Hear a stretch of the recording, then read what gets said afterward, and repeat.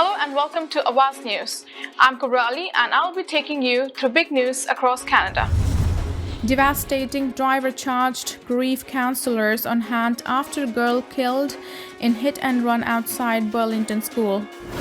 Motorcyclist in critical condition after collision in Brampton. Offense is lacking, Leafs look to roar back against Panthers in Game 2. Mississauga man facing fraud charges after buyers did not get tiny homes they paid for. Ford government to move ahead with audit of Toronto's finances. Toronto school to remain closed tomorrow after classroom fire. Toronto MP suggests he was victim of honey trap involving Chinese spy in 2021 election. Those were the headlines, and let's jump right into the detail. A Toronto MP who was trapped by the Liberal Party days before the last federal election over a failure to disclose a withdrawn sexual assault charge says he was the victim of honeypot tactics at the hands of Chinese government. Kevin Wong, who sits as an independent member of parliament for Spadina, Fort York, suggested Thursday that the woman behind the charge laid against him in 2019 may have been a Chinese operative.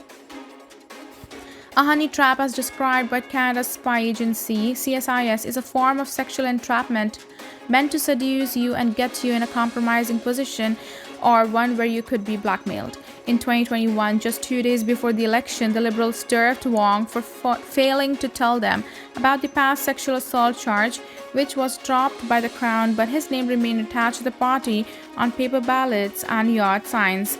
Wong, who said he had a 2-hour meeting with CSIS this week, vehemently denied the allegations, apologized to his supporters, as well as Prime Minister Justin Trudeau in the weeks that followed the election. The Toronto Maple Leafs will need to show their teeth if they hope to even their series against the Florida Panthers tonight. The offense just hasn't been there, head coach Sheldon Keefe said Thursday ahead of Game 2. The Leafs responded to the Panthers' 2 goals in Game 1 to tie it before giving up 2 unanswered goals in the second and third periods due to what TSN radio host Matt Koss described as sloppy play. Fans are starting to make their way down to Scotiabank Arena and Maple Leaf Square to cheer on the Leafs in hopes they declaw the Panthers in Game 2 Thursday night. Some fans are also celebrating May the 4th as one Matthew Pickles, also known as Leaf Vader, dressed up in a Darth Vader suit to the game. The Leafs find themselves in a familiar spot. In their most recent series against Tampa Bay, in the first round, they also lost Game 1 in an embarrassing fashion. Following Keefe's comments on Thursday, some of the players reflected on their success in Game 2 of the series, where they thumped the Lightning 7-2. Despite the Game 1 loss, Koss still thinks the Leafs can claw back to settle the score.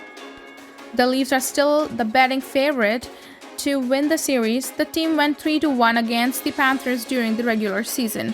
Puck drops at 7 p.m. on Thursday. In Toronto, there will be an additional viewing area along Bremner Boulevard from York Street to Lower Simcoe Street for the second round. Getting into Maple Leaf Square requires a free mobile pass available on the Toronto Maple Leafs app. Gates to the square open up at 5 p.m. A Mississauga man building tiny homes has been charged for allegedly defrauding buyers up to hundreds of thousands of dollars after not delivering the houses they paid for. Halton Regional Police said they received reports of potential homebuyers who made down payments to Oakville-based Little Creek Homes but never got the house they were promised. Some of the victims, police said, even paid in full. They began an investigation and identified several victims who reside across Ontario and learned that some had lost more than $200,000. As a result, the company's owner, 58-year-old Philip Bradley, was arrested on Wednesday. He has been charged with 9 counts of fraud over $5,000. According to company's website, it provides movable luxury home solutions. Investigators believe there may be additional victims. Police are asking anyone with information to contact investigators at 905-465-8744 or Crime Stoppers anonymously at 1-800-222-8477. No one was hurt after a fire broke out in a classroom at an elementary school in Toronto's East End late Thursday morning. The incident happened shortly before 11 a.m. at Bowmore Road Junior and Senior Public School at 80 Bowmore Road, which is just south of Gerrard Street East between Woodbine and Coxwell Avenues. In a tweet, Toronto Fire Services said that crews arrived to smoke showing and flames visible in a second-floor classroom. They said that the fire has been knocked down and there are no reported injuries. Toronto Police in a tweet said that students will not be returning to class today at Bowmore and instead will be directed to nearby schools. In a follow-up letter, Bowmore's principal, Heather Groves, advised parents, guardians, and caregivers that their children can be picked up after school today in the field behind the school at 3:30 p.m. She also told them that due to the fire, the school is currently inaccessible and staff and students cannot retrieve their belongings, including devices, until further notice. Parents of children who have medication inside the building are being asked to speak with principal and after-school pickup to make arrangements. Groves went on to note that during this incident, safety was a top priority and they followed appropriate TDSB policies to ensure the safety and well-being of our students. Ontario is moving ahead with planned audits of some GTA municipalities after officials in those communities raised concerns about losing out on hundreds of millions of dollars of revenue as a result of the province's decision to slash development charges. In a press release issued on Thursday afternoon, the Ford government said that it was initiating a procurement process to identify third parties to review the finances of Toronto, Mississauga, Caledon, Brampton, Newmarket, and the region of Peel. It said that it intended to use the audits, which will be conducted later this year, to reach a shared understanding about the potential impacts of changes to development-related fees and charges resulted from Bill 23. A number of municipalities have warned that the elimination of some development fees and charges will cost them hundreds of millions of dollars and ultimately limit their ability to meet the ambitious housing goals set out by the province. But Premier Doug Ford has repeatedly cast doubt on those claims. He told reporters in December that he knows there's waste to be found at Toronto City Hall and that it is our job as prudent fiscal managers for the taxpayers to drive out the waste. He has also accused Mississauga Mayor Bonnie Crombie of refusing to play in the sandbox over her criticism of Bill 23.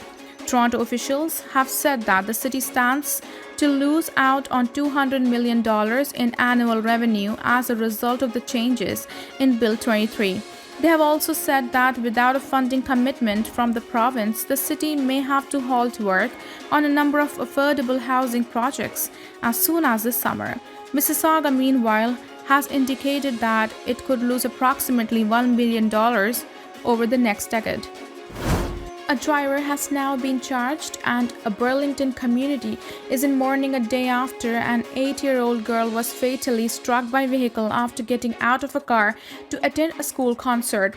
Obviously, this is a massive tragedy and whole families will be impacted. Our community is impacted by this and our officers as well, Halton Regional Police Constable Ryan Anderson told reporters Thursday morning.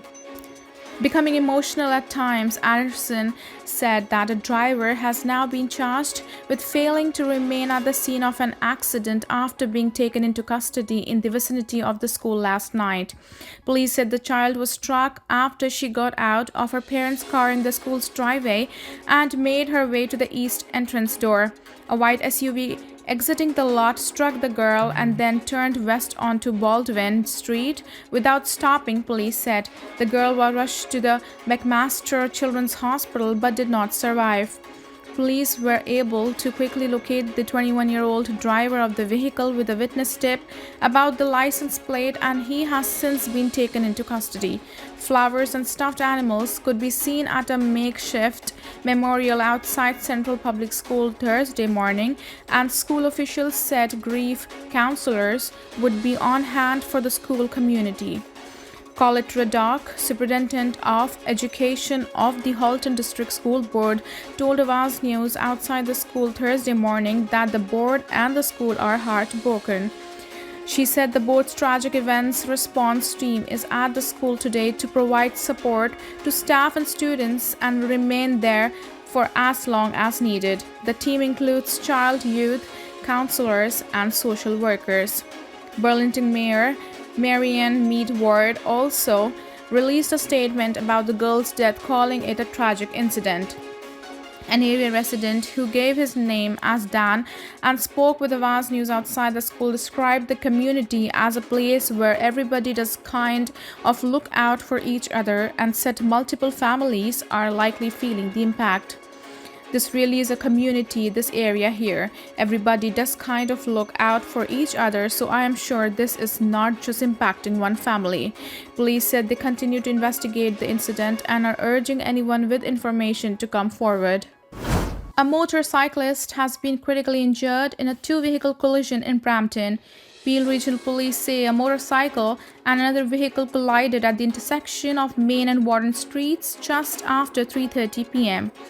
The motorcycle rider sustained head injuries and was taken to the hospital in critical condition, Peel paramedics say. The cause of the collision is unknown. Thank you for tuning in. I'm Kubra Ali. I'll see you back tomorrow, same time, same channel. Have a good night.